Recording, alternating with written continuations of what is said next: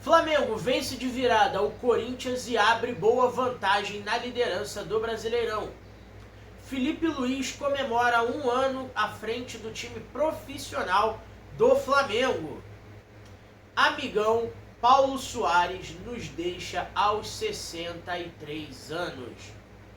Rogério Ceni desdenha e coloca Abel Ferreira, técnico do Palmeiras, no seu devido lugar.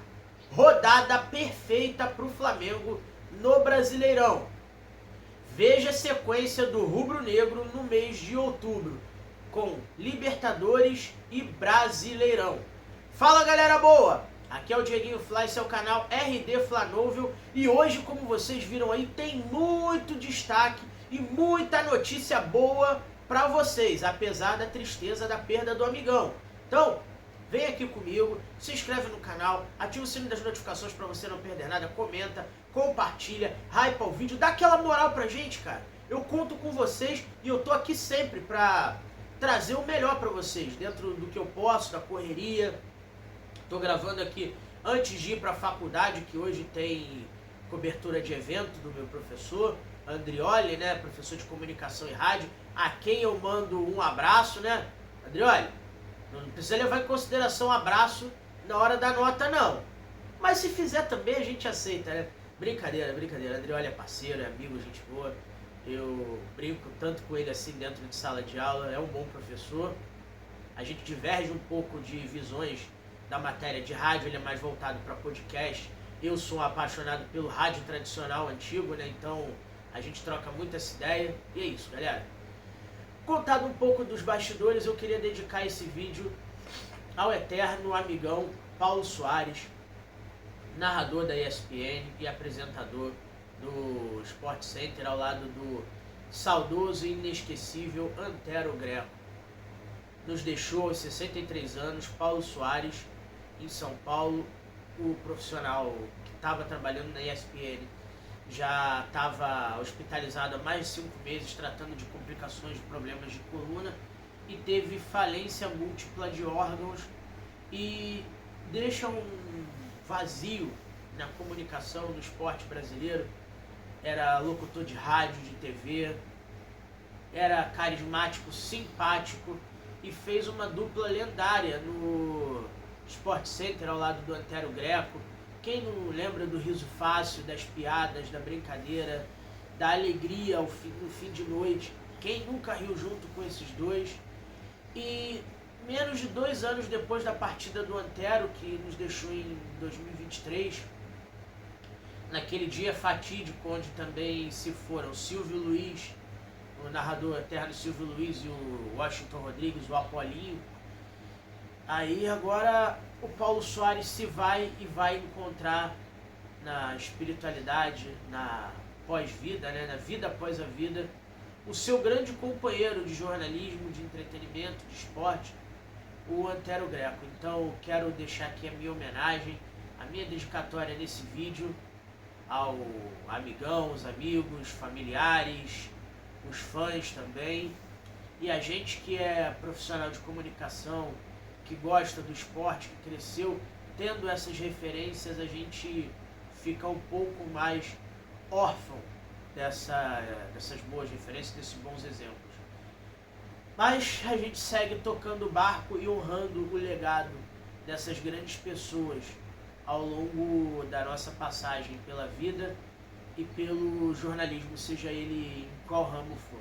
Tá certo, galera? Então, quero pedir a vocês para compartilhar aqui nos comentários lembranças boas de piadas, de momentos que vocês tenham vivido, ou pessoalmente, ou através da TV ou do rádio, com o amigão Paulo Soares. Quero ler todos os comentários aqui de vocês.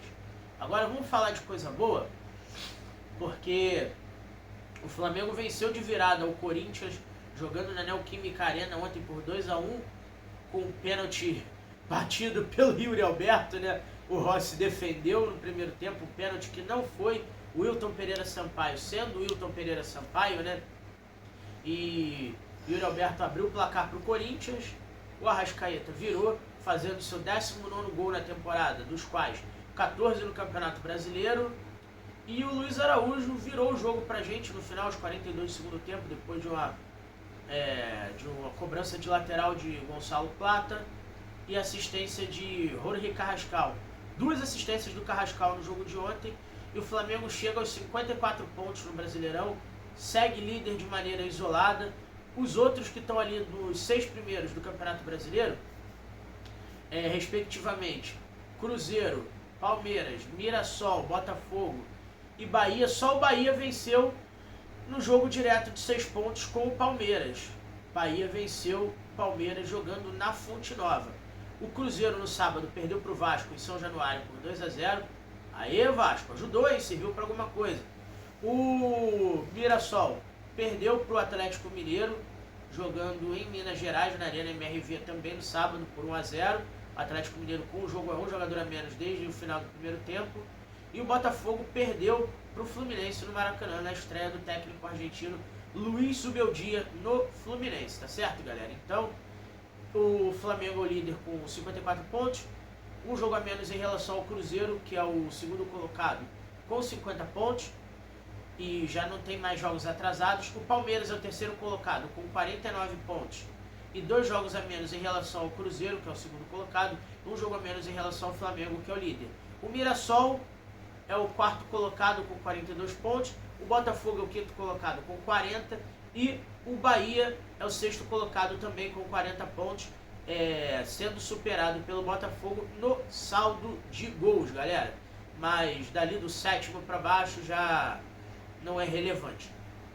O Flamengo na próxima rodada terá o jogo com o Cruzeiro no Maracanã, o jogo de 6 pontos direto entre líder e vice-líder do Campeonato Brasileiro.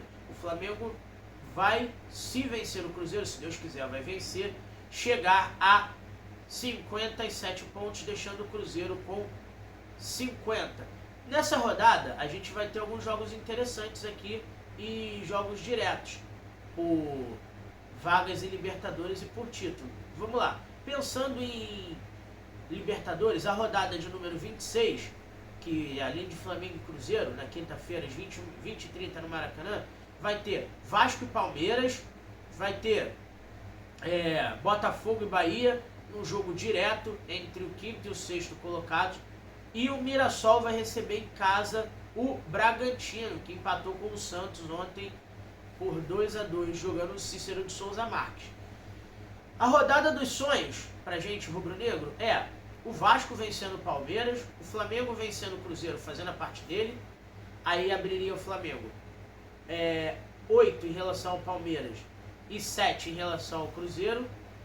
O Mirassol pode ganhar, problema zero em relação ao Bragantino. E Botafogo e Bahia, um empate seria interessante. Sabe por que o empate entre Botafogo e Bahia seria interessante para as pretensões do Flamengo, pai? Não. Porque o Flamengo sai. Agora, falando da sequência do Flamengo, o Flamengo, depois de jogar com o Cruzeiro no Maracanã pela rodada 26, no domingo, o Flamengo sai para jogar com o Bahia na Fonte Nova. Depois o Flamengo sai novamente no Rio de Janeiro, no Engenhão, para jogar com o Botafogo pela rodada 28. Na rodada 29, o Flamengo recebe o Palmeiras no Maracanã, no dia 18 de outubro. Vai ser um sábado. Na rodada seguinte, na rodada 29, o Flamengo vai jogar com o Fortaleza no Castelão. Só que esse jogo do Flamengo com o Fortaleza no Castelão vai ser dia 26 de outubro. Entre essas partidas, o Flamengo fará o jogo com o Racing de Avejaneda no Maracanã no dia 22 de outubro, pela ida da semifinal da Libertadores. E depois do jogo com o Fortaleza, o Flamengo vai à Argentina, no estádio Presidente Perón, o El Cilindro, jogar com o Racing o jogo da volta no dia 29 de outubro. Aí o Flamengo fecha o mês de outubro com essa sequência. E observação, o Flamengo pode ter marcado pela CBF, no meio da data FIFA, o jogo com o Sport Clube do Recife, que é o jogo atrasado do Flamengo no Campeonato Brasileiro. Lembrando que o Flamengo é o líder em um jogo a menos em relação ao Cruzeiro, tá certo? E esse jogo com o Sport Recife é fora de casa, galera. Então vamos ficar de olho aí, que a CBF pode fazer esse arranjo de tabela do campeonato para o Flamengo. Então, vamos ficar de olho.